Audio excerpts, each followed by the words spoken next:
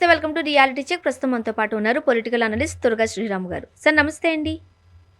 నమస్తే అండి. సార్ పేర్ని నాని గారు ఉగాది తర్వాత ముఖ్యమంత్రి లోకేష్ గారు అంటూ చెప్తున్నారు. అంత సీనియర్ నాయకుడు అంత పెద్ద కామెంట్ చేసేసరికి వాస్తవంగా జరిగే అవకాశాలు ఉన్నాయన్నట్టుగా కూడా మనం చూస్తూ ఉన్నాం. మీ ఉద్దేశంలో ఏంటి? ఎంతవరకు ఉన్నాయి అవకాశాలు? పేర్ని నాని గారికి కేంద్ర నిఘా సంస్థలు చెప్పినాయి కాబట్టి అయ్యుండొచ్చు. మరి మీ కేంద్ర నిఘా సంస్థలతోటి అంత క్లోజ్ అసోసియేషన్ పేర్ని నాని గారికి ఉంది కాబట్టి మనం కూడా సంతరిద్దాం. ఆయన మంత్రి పదవి పోయిన తర్వాత కూడా అంత రిలేషన్ మెయింటైన్ చేస్తున్నారంటే మంచి విషయం. సో ఓవరాల్ గా ఇది ఇప్పుడు ఈ దేశవ్యాప్తంగా ఊపందుకున్న విషయం కదా ఈ టాపిక్ అనేది రాష్ట్రానికి సంబంధించిన ఆ బీహార్ లో నితీష్ కుమార్ గారు ఆయన రాజ్యసభకి వెళ్ళిన దగ్గర నుంచి మొదలైంది ఇదంతా కూడా. సో అక్కడ ఆయన తీసేసి పక్కన పెట్టారు కాబట్టి ఈయన కూడా తీసి పక్కన పెడతారు. అక్కడ మార్పులు చేర్పులు చేస్తున్నారు కాబట్టి ఇక్కడ మార్పులు. ఓవరాల్ గా ఇదంతా ఏంటంటే చంద్రబాబు నాయుడు గారిని కూడా కేంద్రాన్ని తీసుకెళ్తారు అన్న టాపిక్ దగ్గర నుంచి మొదలయ్యి నితీష్ కుమార్ గారిని ఎప్పుడైతే తీసుకెళ్లారో ఈయన కూడా తీసుకెళ్తారు.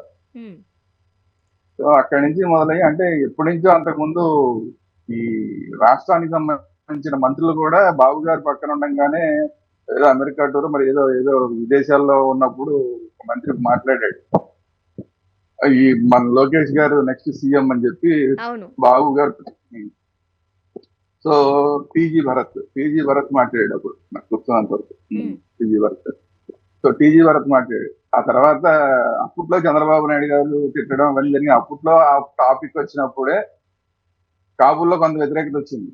అదంతా వచ్చిన తర్వాత అసలు ఇలాంటి టాపిక్లు ఏం మాట్లాడద్దు అని కొంతమంది అప్పట్లో లోకేష్ ఉప ముఖ్యమంత్రి అని మొదలు పెట్టారు, తర్వాత కొంతమంది ముఖ్యమంత్రి అని మొదలు పెట్టారు. ఇవన్నీ జరిగినప్పుడు కాబూల్లో కొంత వ్యతిరేకత కనబడడంగానే ఈ అనవసరమైన టాపిక్ దీని మీద మాట్లాడకండి అని చెప్పి సీరియస్ వార్నింగ్లు వెళ్ళినాయి.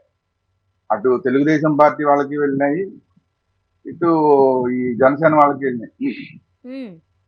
అప్పట్లో కొంత సద్దుమణిగింది. ఇప్పుడు ఎప్పుడైతే ఈ బీహార్ ఎలక్షన్ కాదు సారీ ఇది బీహార్ నితీష్ కుమార్ ని రాజ్యసభకు పంపించడం తోటి మళ్ళీ చర్చ ఊపందుకుంది. అయితే ఓవరాల్ గా ఏంటంటే అందరూ చెప్పేది, తెలుగుదేశం వాళ్ళు కూడా చెప్పేది మొదటి నుంచి మనకి ఇంటర్నల్ టాపిక్స్ లో మాట్లాడేటప్పుడు కూడా చెప్పేది ఏంటంటే ఇది 100% జరుగుతుంది అని. అయితే ఈ ముహూర్తం ఇప్పుడు ఉగాది తర్వాత అని కాదు, ఇప్పటి నుంచో నడుస్తుంది. అవకాశం కోసం ఎదురు చూస్తున్నారు అంతే. అవకాశం కోసం జస్ట్ ఎదురు చూస్తున్నారు. ఆయన పార్టీలో కూడా ఇంకా ఇప్పుడున్న దానికన్నా కూడా లోకేష్ కి పెద్ద పదవి ఇస్తారని కూడా చాలా చర్చలు జరిగినాయి. కాకపోతే ఏంటంటే చంద్రబాబు నాయుడు గారు నేను 40 years ఇండస్ట్రీ అంటారు కాబట్టి ఆయనకి ఎప్పుడు ఏది చేయాలో ఆయనకు ఒక అవగాహన ఉంటుంది. అంత తొందరపడి నిర్ణయాలు తీసుకోరు. ఎందుకంటే కొంచెం భయస్తుడు, ఓవరాల్ గా కూడా కొంచెం భయస్తుడు ఆయన. రాజకీయంగా ఏ నిర్ణయం తీసుకుంటే ఏమవుతుందో, ఎందుకు వచ్చిన గోవాలే అని చెప్పి సేఫ్ గేమ్ ఆడుతున్నారు. జనరల్ గా చంద్రబాబు నాయుడు గారు ఎప్పుడు సేఫ్ గేమ్ ఆడతారు తప్ప రిస్క్ గేమ్ ఆడతారు. బట్ 2020 మ్యాచ్ ఎప్పుడు ఆడరు ఆయన. లో అండ్ స్టడీస్ ఇద్దరేస్ అని చెప్పి ఆయన టెస్ట్ మ్యాచ్ ఆడతారు తప్ప 2020లో అభిషేక్ శర్మ లాగా ముందు కనుక చూసుకోకుండా కొట్టేయడం అలాంటివన్నీ ఉండవు. సో అందువల్ల ఇవన్నీ ఎవరెన్ని మాట్లాడినా కూడా ఎంత ఆ రిస్క్ చేస్తారా చంద్రబాబు నాయుడు గారు అనేది చూడాలి. ఎందుకంటే ఇప్పుడు లోకేష్ గారు ముఖ్యమంత్రి అవ్వబోతున్నారు అనే ఈ రూమర్స్ ఏవైతే ఉన్నాయో అది కాసేపు మనం రూమర్స్ గానే చూస్తూ దీంట్లో 2 విషయాల గురించి మనం మాట్లాడుకుందాం. ఫస్ట్ పాయింట్లో లోకేష్ గారు ప్రస్తుతం పేరుకే ముఖ్యమంత్రి చంద్రబాబు నాయుడు గారు అయినప్పటికీ తీసుకునే డెసిషన్స్, సూచనలు, సలహాలు అన్నీ కూడా లోకేష్ గారు ఏం చెప్తే అదే అవుతున్నాయి. దానివల్లనే సీనియర్స్ని పక్కన పెట్టేశారు, యూత్ని ఎంకరేజ్ చేస్తున్నారు. మనం వింటూ ఉన్న నేపథ్యంలో సీఎం అవే కెపాసిటీ, కేపబిలిటీ లోకేష్ గారికి ఉందంటారా? అది వాళ్ళ పార్టీ వాళ్ళు చెప్పాలి. ఫస్ట్ వాళ్ళ పార్టీ వాళ్ళు చెప్తే ఆ తర్వాత మిగతా వాళ్ళందరూ చెప్తారు. వాళ్ళ పార్టీ వాళ్ళకే పార్టీలు ఇచ్చి మరీ చెప్పించే ప్రయత్నం చేస్తున్నారు కదా. ఎందుకంటే అందరికీ పిలుస్తున్నారు, ఒక్కొక్కరిని పిలిచి వాళ్ళందరితోటి టీ పార్టీలు లేదంటే టిఫిన్ పార్టీలు ఇలాంటివన్నీ చేసి లోకేష్ గారు సీనియర్స్ ని అయ్యన్న పాత్ర గారి దగ్గర నుంచి గట్టిగా అలా వాటేసుకుని ఫోటోలు దిగి అవి అభిమానాలు ప్రదర్శిస్తూ ఇవన్నీ చేస్తున్నారు కదా. సో అదే పనిలో ఉన్నారు వాళ్ళందరూ. అందరితోటి అనిపించాలి ఈ పని. చిన్న వాళ్ళంటే కొత్తగా వచ్చిన వాళ్ళందరూ ఎలాగో లోకేష్ అంటారు, కానీ అయ్యన్న పాత్రుడిని అనమంటే ఎంతవరకు అంటారు అనేది ఒక డౌట్. అది కాకుండా ఇంకొక ఆయన తునిలో ఒక ఆయన ఉన్నారు, ఆయన చాలా అసంతృప్తితో ఉన్నారు, ఆయనకి ఏ పదవి ఇవ్వలేదు, రాజ్యసభ పంపించమంటే రాజ్యసభకి పంపించలేదు. సో మరి ఆయన ఏమంటారు? తర్వాత బుచ్చయ్య చౌదరి గారికి ఎన్నిసార్లు పాపం ఆయన ఎమ్మెల్యే అయినా కూడా, అందరూ ఓడిపోయినప్పుడు ఆయన ఎమ్మెల్యే అయినా కూడా అవన్నీ ఏం పరిగణలోకి తీసుకోకుండా ఆయన మంత్రి పదవి ఇవ్వట్లేదు. ఇంకా ఆయన రిటైర్మెంట్ స్టేజ్ కి వచ్చారన్నా కూడా ఇంకా ఇవ్వట్లేదు. మరి ఆయన ఎంతవరకు ఇవన్నిటిని చూసి ఎంతవరకు యాక్సెప్ట్ చేస్తారు? అయ్యన్న పాత్రుడు బుచ్చయ్య చౌదరి గారు కూడా చాలా ఓపెన్ గా మాట్లాడే టైపు. గవుకుని ఎక్కడన్నా మాట్లాడతారు. సో వీళ్ళందరూ ఎవరు మాట్లాడకుండా ఉండే ప్రయత్నం కొంచెం జరుగుతున్నట్టుంది.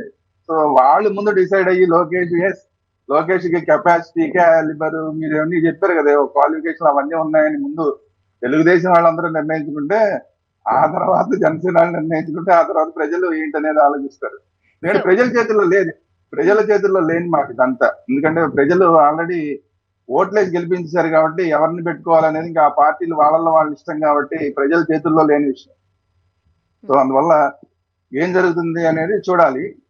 మరి అదే నేను చెప్పినట్టు ఇందాక, చంద్రబాబు నాయుడు గారు వీటన్నిటినీ కూడా కావాలని లీకులు ఇస్తున్నారు. ఇవన్నీ కూడా కావాలని లీకులు ఇస్తున్నారు. కావాలనే వీటి మీద చర్చ జరిగేలా చేస్తున్నారు. ఈ చర్చకి రిజల్ట్ ఏంటుంటుంది అనేది దాన్ని బట్టి ఇంతకు ముందు కూడా ఈ ప్రయత్నం చేశారు. అప్పుడు జనసేన వైపు నుంచి విపరీతమైన వ్యతిరేకత వచ్చింది. జనసేన వర్గాల నుంచి, కాపుల నుంచి విపరీతమైన వ్యతిరేకత వచ్చింది. సో ఇప్పుడు కూడా అదే వ్యతిరేకత వస్తుంది. కాబట్టి ఇవన్నీ కాదనుకుని కూడా వెళ్తారు. అయితే ఏంటంటే ఒక్కటే ముందు నుంచి మీరు చెప్తున్నట్టు ఎజెండా అయితే ఆయనకి మొదటి నుంచి ఉంది, లోకేష్ ఎట్టి పరిస్థితుల్లో చేయాలి. ఎందుకంటే కేసీఆర్ గారిని చూసి చాలా మంది నేర్చుకున్నారు. దీపం ఉండగానే ఇల్లు చక్కట్టు పెట్టుకోవాలి, మనం ముఖ్యమంత్రిగా ఉండగానే మన అబ్బాయిని ఏదో రకంగా ముఖ్యమంత్రిని చేసేసి అప్పుడు పక్కకి తప్పుకోవాలి. లేదంటే కనుక జీవితంలో ముఖ్యమంత్రి అయ్యే అవకాశం వస్తుందో రాదో. మళ్ళీ ఈ రోజు కేటీఆర్ గారి పరిస్థితి అదే. కేసీఆర్ చేసిన తప్పును మనం చేయకూడదు అని చెప్పి మొత్తం దేశంలో చాలా మంది నేర్చుకున్నారు అది. సో అందులో చంద్రబాబు నాయుడు గారు కూడా అందుకనే ఇప్పుడు ఈసారి వచ్చినప్పటి నుంచి మీరు చెప్పినట్టు సీనియర్స్ అందరినీ పక్కన పెట్టేయడం, లోకేష్ ఎవరికి చెప్తే వాళ్ళకి టికెట్లు కూడా అలాగే ఇచ్చారు. లోకేష్ బ్యాచ్ వాళ్ళకే ఈవెన్ రాజ్యసభ టికెట్లు కూడా ఇచ్చినప్పుడు కూడా లోకేష్ ఏది చెప్తే అది నడిచింది. సో అందువల్ల లోక్సభ టికెట్లు కానీ, రాజ్యసభ టికెట్లు కానీ, మన అసెంబ్లీ టికెట్లు కానీ అవన్నీ ఎక్కువ మెజారిటీ అంతా కూడా లోకేష్ ఎస్ అంటేనే ఇస్తున్నారు, మిగతా వాళ్ళని పక్కన పెట్టారు. సో ఇదంతా ఆటోమేటిక్ గా అతను తీసుకొచ్చే ఉద్దేశమే. కాకపోతే దానికి ఏది ముహూర్తం ఎప్పుడు పెడతారు? ముహూర్తం పెట్టాలంటేనే 2020 మ్యాచ్ ఆడితే ముహూర్తం పెట్టక్కల్లా, టెస్ట్ మ్యాచ్ ఆడితేనే ఏ బాల్ ఎలా డిఫెన్స్ ఆడాలా, డిఫెన్స్ ఆడితే 1 వస్తుందా, 2 వస్తుందా, 4 వస్తుందా, 6 వస్తుందా, 6 కొట్టచ్చా కొట్టకూడదు, ఈ బౌలర్ని కొట్టచ్చా, నెక్స్ట్ ఇంకో బౌలర్ ఏమన్నా కొడితే సేఫా, ఇట్లాంటివన్నీ ఆలోచించినట్టు ఆయన 100 ముహూర్తాలు ఆలోచిస్తారు చంద్రబాబు నాయుడు గారు. అందువల్ల లాస్ట్ మినిట్ దాకా కూడా ఇది డౌటే. లాస్ట్ మినిట్ లో ఏమన్నా మరి కేంద్ర స్థాయిలో అక్కడ మీరు రండి యువతలకంటే అలాంటి సందర్భంలో ఖచ్చితంగా ఈ నిర్ణయం తీసుకుంటారు. కానీ అది తీసుకోవాలన్నా కూడా జనసేన మీద ఆధారపడింది, పవన్ కళ్యాణ్ గారి మీద ఆధారపడింది, కాపుల మీద ఆధారపడింది. ఇప్పుడు అదే మనం పాయింట్ టు పాయింట్ వెళ్ళినట్లయితే, ఇప్పుడు తెలుగుదేశం పార్టీ వాళ్ళు ఈ రోజు అనుకుంటే ఓవర్ నైట్లో లోకేష్ గారిని సీఎం పదవిలో ఆ కుర్చీలో కూర్చోబెట్టే సత్తా ఉంది, అన్ని సీట్లు కూడా ఉన్నాయి, అది కాదనలేని వాస్తవం. కానీ గత ఎన్నికల్లో కాపులు ఎప్పుడు యాచించే స్థితిలోనే ఉండాలా, శాసించే స్థితికి రావద్దా, ఇది బలమైన నినాదంతో ఆ సామాజిక వర్గం పేరు తీసి ఈసారి నన్ను గెలిపించండి అని ఖచ్చితంగా గట్టిగా అడిగారు పవన్ కళ్యాణ్ గారు. ఖచ్చితంగా మన కాపు సామాజిక వర్గానికి చెందిన వ్యక్తి ముఖ్యమంత్రి స్థానంలో ఉండాల్సిందే అంటూ కూడా గంపగుత్తిగా ఓట్లేసిన సందర్భం మనం చూసాం. అందుకే గెలిచిన 21 స్థానాలకి 21 స్థానాలు పట్టం కట్టారు ప్రజలు. మరి ఆ ప్రజలు, జన సైనికులు, సామాజిక వర్గము ఊరుకుంటుందా? అదే చెప్పేది, మాంత్రికుడి ప్రాణం చిలకలో ఉన్నట్టు ఇప్పుడు లోకేష్ గారి చేతుల్లో లేదు, చంద్రబాబు నాయుడు గారి చేతుల్లో లేదు. లోకేష్ ముఖ్యమంత్రి అవ్వాలంటే కాపుల చేతుల్లోనే ఉంది. కాపులు ఎవరు మాట్లాడకుండా సైలెంట్ గా ఉంటే ఈ ప్రోగ్రామ్ ఈజీగా జరిగిపోతుంది. ఏ మాత్రం కాపుల్లో చిన్న రెవల్యూషన్ లాంటిది వచ్చిందంటే మాత్రం ఆఖరి నిమిషంలో కూడా ఆగిపోయిన పెద్ద ఆశ్చర్యపోకల్లా. అందువల్ల కాపులు ఏ నిర్ణయం తీసుకుంటారు? పవన్ కళ్యాణ్ గారు అంటే పవన్ కళ్యాణ్ గారిని ఏదో రకంగా ఒప్పించొచ్చేమో. ఎందుకంటే ఇప్పుడు ముందు అసలు ప్రశ్నించడానికి వచ్చిన పార్టీ అన్నారు, సరే ఆ ప్రశ్నించడాలు అన్ని పోయినాయి. ఇప్పుడు తర్వాత మనమే ముఖ్యమంత్రి ఎవరు మన ఆపేది అన్నారు, అది ఎంత పోయింది, అది పోయి ఇప్పుడు చంద్రబాబు నాయుడు గారే మళ్ళీ 15 ఏళ్ళు ముఖ్యమంత్రి అంటున్నారు. సో అంటే 15 ఏళ్ళు నేను ముఖ్యమంత్రి అవ్వను అని ఆయన చెప్తున్నారు. అదే నచ్చట్లేదు కాపులకి, అదే నచ్చట్లేదు జనసేన వర్గాలకు కూడా అదే నచ్చట్లేదు. సో ఇట్లాంటి టైంలో అసలు చంద్రబాబు నాయుడు గారి నుండి సర్లే ఫోన్లే, ఆయన ఎలాగా సీనియర్ కాబట్టి అంత ముందే చాలా సార్లు సీఎం గా పనిచేస్తున్నారు కాబట్టి ఆయన ఓకే. కానీ తమ్ముడు లోకేష్ ని ఎంతవరకు సీఎం గా చేయడానికి ఒప్పుకుంటారు? అన్నగారు ఉండగా, పవన్ కళ్యాణ్ గారు ఉండగా తమ్ముడు లోకేష్ ని ఎంతవరకు చేయడానికి వాళ్ళ తమ్ముళ్ళు అయితే ఒప్పుకుంటారు కానీ వీళ్ళ తమ్ముళ్ళు ఒప్పుకోరు. తెలుగు తమ్ముళ్ళు ఒప్పుకుంటారు కానీ జనసేన తమ్ముళ్ళు ఒప్పుకునే పరిస్థితి అయితే ఖచ్చితంగా ఉండదు. సో వీళ్ళని ఎలా కన్విన్స్ చేస్తారు జనం? పవన్ కళ్యాణ్ గారు ఎలా మాట్లాడతారు జనసేన వాళ్ళతోటి? లేదంటే కాపులతో అయితే ఆయన మాట్లాడే అవకాశం లేదు, ఎందుకంటే ఆయనకి రియాక్షన్ అన్ని ఇమీడియట్ గా వచ్చేస్తాయి కాపుల నుంచి. సో అందువల్ల దానికి తోడు చాలా మంది ఇప్పుడు కాపు నాయకులు సిద్ధంగా ఉన్నారు రెచ్చగొట్టడానికి కూడా. సహజంగా కూడా కాపులు ముఖ్యమంత్రి కావాలనుకుంటారు.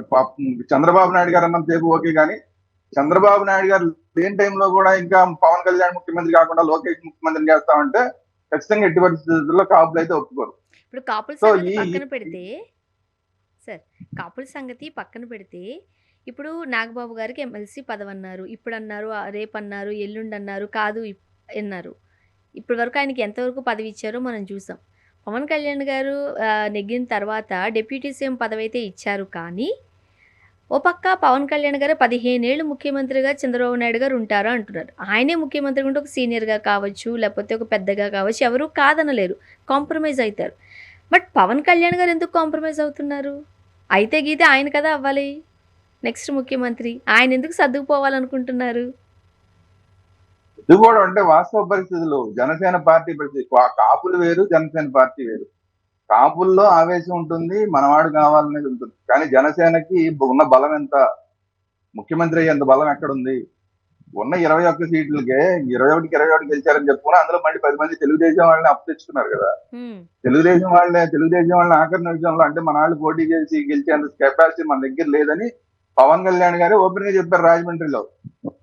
అది చెప్పి అసలు మన దగ్గర ఎక్కడుంది, సత్తా ఎక్కడుంది, మన దగ్గర గెలిచే క్యాండిడేట్ లేరు అని మాట్లాడి చివరికి ఆ 10 మందిని తెలుగుదేశం వాళ్ళని అప్పు తెచ్చుకుని వాళ్ళనే జనసేన వాళ్ళని చెప్పి వాళ్ళని గెలిపించుకుని ఈ రోజు నడిపిస్తున్నారు బండి. ఇప్పుడు వాళ్ళలో 10 మంది యాక్చువల్ గా తెలుగుదేశం వాళ్ళే కదా వాళ్ళంతా. సో ఆ 10 మంది కూడా ఇప్పుడు ఈ ఏదైనా అటు ఇటు మాట్లాడితే ఆ 10 మంది కూడా మళ్ళీ మేము తెలుగుదేశం అన్నారు అనుకోండి, ఏంటి పరిస్థితి? మేము జనసేన మాకు అక్కర్లేదు, 10 మంది మేము తెలుగుదేశానికి వెళ్ళిపోతాం, మా తెలుగుదేశం మాదే అన్నారు అనుకోండి, ఏంటి పరిస్థితి? వాళ్ళ నాయకుడు ఎవరు? చంద్రబాబు నాయుడు గారు. సో అందువల్ల వాళ్ళు మా నాయకుడి దగ్గర మేము వెళ్ళిపోతా అంటే ఏంటి పరిస్థితి? ఉన్న 20 ఓట్లు మళ్ళీ 10 పోతాయి. సో వాస్తవాలని తెలుసు కాబట్టి ఆయన రాజకీయంగా కాంప్రమైజ్ అవడానికి అవకాశం ఉంది. కాకపోతే ఏంటంటే కాపుల మనోభావాలే ఇక్కడ ఇంపార్టెంట్. కాపుల మనోభావాలు ఎందుకు అంటే, జనసేన అంటే కాపులు ఎంత కాదనుకున్నా కూడా ఆయన కులానికి కంటకట్టద్దు ఇవన్నీ చెప్పినా కూడా ప్రాక్టికాలిటీ చూస్తే మెజారిటీ ఓట్ అంతా కూడా కాపు ఓటింగ్. అక్కడ జనసేనకు ఉన్నది కాపు ఓటింగ్. సో అందువల్ల కాపుల్ని కాదు అని నిర్ణయం తీసుకుంటే, పవన్ కళ్యాణ్ గారు నిర్ణయం తీసుకుంటే నెక్స్ట్ ఎలక్షన్ లో కాపులే ఓట్లే లేదనుకోండి, ఈయనకున్న 7%, 8% సరే మనం పెరిగిన పర్సెంటేజ్ కూడా అటు తెలుగుదేశం వాళ్ళు, బీజేపీ వాళ్ళు ఈ పర్సెంటేజ్ కూడా లెక్క తీసుకుంటే అవన్నీ లెక్క తీసుకోవడానికి అవకాశం లేదు. ఓన్లీ ఈయనకున్నది 7%. ఆ 7% పోనీ మళ్ళీ ఇప్పుడు కొంచెం పెరిగింది అనుకుందాం అనుకోండి, 10% అయింది అనుకుందాం అనుకోండి, ఓకే కాసేపు ఉజ్జాయింపుగా. అందులో ఉన్నదంతా కూడా కాపులే కదా. అందులో మళ్ళీ 7% ఎగిరిపోయింది అనుకోండి కాపులది, మళ్ళీ 3%కి వచ్చేస్తారు. సో అసలు ఇంకా మెజారిటీలు కాదు కదా, అసలు పొద్దున ఏంటి పరిస్థితి అనేది కూడా, గెలవడానికి ఏంటి పరిస్థితి అనేది కూడా మళ్ళీ మొదటికి వస్తుంది కదంతా. అంతకుముందు 2 సార్లు ఓడిపోయారు మన పవన్ కళ్యాణ్ గారు, 2 చోట్ల ఓడిపోయారు. ఇప్పుడు మళ్ళీ అదే పరిస్థితి వస్తుంది. కాపులంతా విడిపోయారు అనుకోండి, మనవాడికి అన్ని వేసాము, మనవాడు కాదన్నప్పుడు ఇంకెందుకు ఇతనితో మనకు అనవసరం అని చెప్పి మనవాడు ఎవడన్నా ఎవరి నుంచి ఉంటే వాడికి వేసుకుందాంలే అని అక్కడికక్కడ కాపులు ఉన్న దగ్గర కాపులు అందరికి వేసేసుకున్నారు అనుకోండి, వీళ్ళకి పవన్ కళ్యాణ్ గారు గెలవరా, మిగతా వాళ్ళందరూ గెలవరా, ఎన్ని సీట్లు వస్తాయి, ఇవన్నీ డౌట్లు వస్తాయి. సో అందువల్ల ఏంటంటే కాపులు ఏ నిర్ణయం తీసుకుంటున్నారు అన్నది చాలా ఇంపార్టెంట్. ఇది పవన్ కళ్యాణ్ గారికి మాత్రమే కాకుండా తెలుగుదేశానికి కూడా చాలా ఇంపార్టెంట్. ఈ ఓటింగ్ లేకపోతే అసలు ఇన్ని సీట్లు రావు వీళ్ళకి. వీళ్ళు కొంప కొత్తగా కాపులందరూ వేయకపోయి ఉంటే ఇన్ని సీట్లే వచ్చేవి కాదు. సో నెక్స్ట్ ఎలక్షన్ లో ఈ కాపులందరూ మా వాడిని పక్కన పెట్టేసి నీ కొడుకుని చేసుకుంటావా, ఏమైనా వారసత్వమా, ఇవన్నీ మాట్లాడారు అనుకోండి, రాజకీయాలు అంటే వారసత్వం ఇవన్నీ మాట్లాడి కోపం వచ్చింది అనుకోండి, వాళ్ళకి 184లో ఎన్ని ఉంటాయో ఎన్ని ఎగిరిపోతాయో డౌటే. 164 ఉన్నాయి, ఆ 164 మరి చెప్పలేం కదా, మెజారిటీ ఎగిరిపోతాయి. 3-4 జిల్లాలు ఏకంగా వెళ్ళిపోతాయి. తూర్పు గోదావరి జిల్లా, పశ్చిమ గోదావరి జిల్లా, ఇటు శ్రీకాకుళం, వైజాగ్, మొత్తం 4 జిల్లాలు ఎగ్దమ్ ఎగిరిపోతాయి. మరి అలాంటి పరిస్థితులు తెచ్చుకుంటారా? అందుకే చెప్పేది టెస్ట్ మ్యాచ్ ఆడతారు చంద్రబాబు నాయుడు గారు. చంద్రబాబు నాయుడు గారు ఆలోచించేది ఇవే ఆలోచిస్తారు. మీరు నేను ఆలోచించకపోయినా చంద్రబాబు నాయుడు గారు ఆలోచించేది ఇదే. అందుకనే ఎప్పుడు డిఫెన్సివ్ గేమే ఆడతారు. సో అన్ని కలిసి వస్తే ఏమో చెప్పలేం. ఇంకా నెక్స్ట్ ఇటు లోకేష్ గారు ముఖ్యమంత్రి కాబోతున్నారు అనంటే, మరి చంద్రబాబు నాయుడు గారి పరిస్థితి ఏంటంటే, ఆయన ఉప ప్రధాని కాబోతున్నారు అంటూ కొన్ని మీడియా సంస్థలే కోడె కూస్తున్నాయి. మనం చూస్తూనే ఉన్నాం. అవకాశాలు ఎంతవరకు ఉన్నాయంటారు? ఉంటాయండి, అవైతే ఉంటాయి. అసలు ఈయన కదులుతాడా కదలడా అనేది ఇంపార్టెంట్ తప్ప, ఈయన ఇక్కడి నుంచి కదలటం అంటే కొడుకు ఇచ్చేయాలి అన్న తర్వాత ఇంకేదున్నా ఇది లేకపోయినా వెళ్ళిపోతారు. అసలు ఏది లేకపోయినా కూడా నేను రెస్ట్ తీసుకుంటా అని చెప్పి, రాజకీయంగా నేను అలసిపోయాను ఏదో ఒకటి చెప్పి, లేకపోతే 2 రోజులు హాస్పిటల్లో ఉండి నా అబ్బాయి నాకు ఇంట్లో బాగాలేదు మా అబ్బాయికి ఇచ్చేస్తా అని చెప్పి ఇచ్చేసి అది పెద్ద విషయం కాదు. ఆయనకి ఇవ్వడం అనేది చాలా ఇంపార్టెంట్ ఇష్యూ. ఇప్పుడు చంద్రబాబు నాయుడు గారికి పర్సనల్ ఎజెండా ఏదన్నా ఉంది అంటే ఒకటి, ఇతను ముఖ్యమంత్రి చేయడమే పర్సనల్ ఎజెండా, ఏకైక ఎజెండా అది. సో దానికోసం ఏదైనా చేస్తారు. అయితే ఈయనకి అక్కడ ఇస్తారా, ఉప ప్రధానమంత్రి ఇస్తారా అంటే ఇచ్చినా ఇవ్వచ్చు, ఏముంది పెద్ద విషయం కాదు అది. ఎందుకంటే దానికి ఏం పెద్ద వాల్యూ లేదు. ఇప్పుడు ఉప ముఖ్యమంత్రి అని మాట్లాడుకోవడమే తప్ప, గతంలో జగన్మోహన్ రెడ్డి గారి హయాంలో 5 ఉప ముఖ్యమంత్రులు ఉన్నారు, వాళ్ళ పేర్లు కూడా మనకు తెలియవు. అంటే దాని వాల్యూ అంతే, రాజ్యాంగ పదవి ఏం కాదు అది. ఇప్పుడు ఉప ప్రధానమంత్రి అన్నా అంతే. ఊరికి ఇప్పుడు మనకి మంత్రులు కేంద్రంలో అసలు మంత్రులు ఉన్నారు. ఈ రోజున్న బీజేపీ ఉన్న పరిస్థితుల్లో కేంద్రంలో మంత్రుల పరిస్థితి మనకి తెలుసు కదా, ఎవరి పేర్లు మనకి సరిగా తెలియని కూడా తెలియవు. ఏదో ఎంతసేపు అమిత్ షా మోడీ తప్ప మిగతా వాళ్ళు పెద్ద ఇంట్రెస్ట్ మనకి ఇంకా ఏదైనా ఒక 4 శాఖల పేర్లు చెప్పండి మీరు చెప్పగలరా, నేను చెప్పలేను మీరు చెప్పలేదు. అంతే ఉంటుంది. ఉప ప్రధానమంత్రి అయినా కూడా దాని వాల్యూ అంతే ఉంటుంది. మరి అంతే కేంద్రం కదా సార్. అది మోడీ గారు వాల్యూ ఉన్నా లేకపోయినా సమఉజ్జీవులనే పక్కన పెట్టుకుంటారు. ఇక్కడ మనం కేంద్రంలోకి వెళ్ళామనుకోండి, ఫస్ట్ ప్లేస్ ప్రధానమంత్రి మోదీ గారు అంటే నెక్స్ట్ వెంటనే షా గారు ఉంటుంది. వాళ్ళు ద్వయం అని కూడా అంటుంటారు. అలాంటి షా గారిని కాదని బాబు గారికి ఇస్తారా? అంటే ఉప ప్రధానమంత్రి పదవి పవర్ ఏ ఉండదు. హోమ్ మినిస్టర్ పదవి ఉంటుంది, పవర్ ఉంటుంది. సో పవర్ ఉన్నది వాళ్ళ చేతుల్లోనే ఉంటుంది. పవర్ ఉన్నది అసలు చంద్రబాబు నాయుడు గారికి తలకిందులుగా తప్పలు చేసినా ఇవ్వరు. ఎందుకంటే వీళ్ళకి వాళ్ళకి ఉన్న ఇప్పుడు రాజకీయంగా కేవలం కలిసి తప్ప అసలు ఎలా వాళ్ళు కూటమి కట్టే ముందు దాకా ఏమన్నారు అసలు చంద్రబాబు నాయుడుకి, మాకు డోర్స్ ఎప్పుడో మూవ్ చేసాం మేమని చెప్పి డైరెక్ట్ గా వాళ్ళు చెప్పారు. వాళ్ళు ఓపెన్ గా చెప్పారు, డోర్స్ క్లోజ్, ఇంకా అసలు జీవితంలో ఓపెన్ చెయ్యాం బీజేపీ అని. అలాంటిది ఏదో రాజకీయంగా అవసరాలు ఉన్నాయి, పవన్ కళ్యాణ్ గారు ఏదో మాట్లాడారో ఏదో కన్విన్స్ చేశారో, మొత్తానికి ఇంటెలిజెన్స్ రిపోర్ట్స్ ఉన్నాయి, ఇవన్నింటినీ పెట్టుకుని సరే ఓకే అన్నారు. కానీ చంద్రబాబు నాయుడు గారు పక్క రాజకీయ నాయకుడు, అట్లాంటి ఆయన చేతుల్లో పవర్ ఉన్న పోస్ట్ ఏది పెట్టరు, ఇది ఫిక్స్. అది పవర్ లేని ఉప ప్రధానమంత్రి అనేది పవర్ లేని ప్లేస్ అది. సో అందువల్ల దాన్ని ఇవ్వడానికి అబ్జెక్షన్ ఏం లేదు. లేదంటే ఉపరాష్ట్రపతి అలాంటి ఇవ్వడానికి ఏ అబ్జెక్షన్ ఏమి ఉండదు. మళ్ళీ రాష్ట్రపతి ఎందుకు ఎవరు అంటే, వీళ్ళు ఏదన్నా సంతకం పెట్టాల్సింది మళ్ళీ రాష్ట్రపతి సంతకం పెట్టాలి. కేంద్రం ఏ నిర్ణయం తీసుకున్నా కూడా పార్లమెంట్ లో తీసుకున్న వాటి సంతకాలు ఆయన పెట్టాలి. జరి పెట్టన్నాడు అనుకోండి కుదరదు కదా, మొత్తం అంతా తలకిందులు అయిపోతుంది. అందుకని పవర్ ఉన్న ప్లేస్ ని ఎట్టి పరిస్థితుల్లో చంద్రబాబు నాయుడు గారికి ఇవ్వరు. ఉపరాష్ట్రపతి అయితే ఇచ్చేస్తారు. ఉపరాష్ట్రపతి, ఉప ప్రధాని, ఏదైనా ఉన్నది ఏదైనా ఇచ్చేస్తారు, ఇబ్బంది ఏం లేదు. ఇప్పుడు ఎలాంటి వాల్యూ లేదు ఉప ప్రధానికి. ఇంత సీనియారిటీ ఉన్న చంద్రబాబు నాయుడు గారు ఆ పదవి తీసుకోవడానికి ఇష్టపడతారా? పోనీ కొడుకు కోసం త్యాగం చేశారే అనుకుందాం. ప్రధానమంత్రి నరేంద్ర మోదీ గారు ఆ స్టేజ్లో ఉన్నప్పటికీ కూడా చంద్రబాబు నాయుడు గారికి జూనియరే. మరి తన జూనియర్ కింద పనిచేసే అవకాశాలు బాబు గారికి ఉంటాయా? ఆ ఈగోనో ఇంకోటి ఏదో ఉంటుంది కదా, అవేమి అడ్డురావంటారా? అవన్నీ అడ్డొస్తే ఇక్కడ ఈయన కొడుకు ముఖ్యమంత్రి అవడు. కొడుకు ముఖ్యమంత్రి అవడం కోసం ఆయన కదులుతాడు తప్ప, లేకపోతే ఆయన ఎందుకు కలుగుతారండి? ఆయన తెలిస్తే కలదు. గతంలో ఎప్పుడు చెప్తుంటారు నాకు ప్రధానమంత్రి అవకాశం వచ్చింది, అయినా నేను వెళ్ళలేదని. అంటే ఆ రోజు ఎందుకు వెళ్ళలేదు అంటే, అక్కడ కూడా పవర్ పాలిటిక్స్ లో కేవలం ప్రధానమంత్రి పోస్టే తప్ప ఆ రోజు మిగతా వాళ్ళందరూ పవర్ పాలిటిక్స్ లో ఉన్నారు. మిగతా వాళ్ళందరూ అన్ని రాజకీయ పార్టీలు కలిసి ఏర్పాటు చేసిన ఒక ప్రధానమంత్రి అంటే ఆల్మోస్ట్ కీలుబొమ్మ లాంటి ప్రధానమంత్రి పదవి ఆ రోజు ఆయనకి ఆఫర్ వచ్చింది. దాన్ని అందుకు తీసుకోవడానికి ఇష్టపడలేదు ఆయన. సో ఎందుకంటే పవర్ లేని చోట అసలు ఉండరు ఆయన. ఇప్పుడు కూడా ఎట్టి పరిస్థితుల్లో ఉప ప్రధానమంత్రి ఇలాంటివన్నీ, ఉపరాష్ట్రపతి ఇలాంటివన్నీ ఇస్తానంటే ఎట్టి పరిస్థితుల్లో ఆయన యాక్సెప్ట్ చేయరు. బట్ ఆయనకి ఏకైక ఎజెండా కొడుకుని ముఖ్యమంత్రిని చేయడం కాబట్టి, రాష్ట్రం మీద పట్టుకోల్పోకుండా ఉండడం ఆయన ప్రధాన ఎజెండా కాబట్టి, ఈ ఎజెండా కోసం దాన్ని యాక్సెప్ట్ చేస్తే చేయాల్సిందే తప్ప, ఆ పదవుల మీద ఆయనకి వ్యామోహంతో అయితే ఖచ్చితంగా వెళ్ళరు. వ్యామోహం ఉండదు ఎట్టి పరిస్థితిలో. ఏదైనా ప్రధానమంత్రి ఇస్తానంటే వెళ్తారు తప్ప ఉప ప్రధాన పవర్ లేని చోట చంద్రబాబు నాయుడు గారు ఎట్టి పరిస్థితిలో ఉండరు.